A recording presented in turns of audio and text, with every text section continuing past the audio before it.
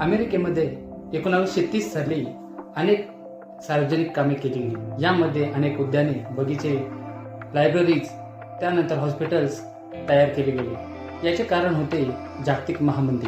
यामुळे जागतिक अर्थव्यवस्था ही अतिशय मंद झालेली होती। बाजारपेठा या वस्तूंनी भरलेल्या होत्या, परंतु या वस्तूंना बाजारामध्ये मागणी बिलकुल सुद्धा नव्हती।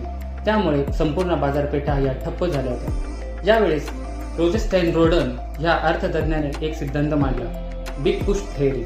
या थेअरीमध्ये असं होतं की त्याने गव्हर्नमेंटला सांगितलं की तुम्ही या सार्वजनिक कामांमध्ये संपूर्ण पैसे होता संपूर्ण इन्व्हेस्टमेंट करा, जेणेकरून जो सर्वसाधारण कर्मचारी आहे किंवा सर्वसामान्य माणूस आहे, शेवटचा माणूस आहे, त्याच्या हातामध्ये पैसे येतील।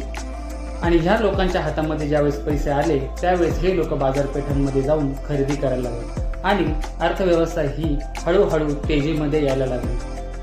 मित्रांनो, आपण सुद्धा आपल्या लाईफमध्ये अशाच पद्धतीने स्टक होतो, आपल्याला बोर होतं, काहीही हालचाल करू नये असं आपल्याला वाटतं। यावेळेस आपण देखील हे बिग पुश थेअरी आपल्या जीवनामध्ये जर अप्लाय केली तर आपण सुद्धा तेजीमध्ये येऊ। आपण सुद्धा नॉलेज जर मिळवायचं असेल ते कमी वेळेमध्ये जास्तीत जास्त नॉलेज मिळवलं, त्यानंतर आपण एक्सरसाइज करत असू किंवा आपल्याला बोर्डम वाटत असेल तर आपण कमी वेळेमध्ये जास्त एक्सरसाइज केली, जास्त आनंद राहिला किंवा आपले छंद जोपासले तर आपण या मंदीमधून तेजीमध्ये रूपांतरित होऊ।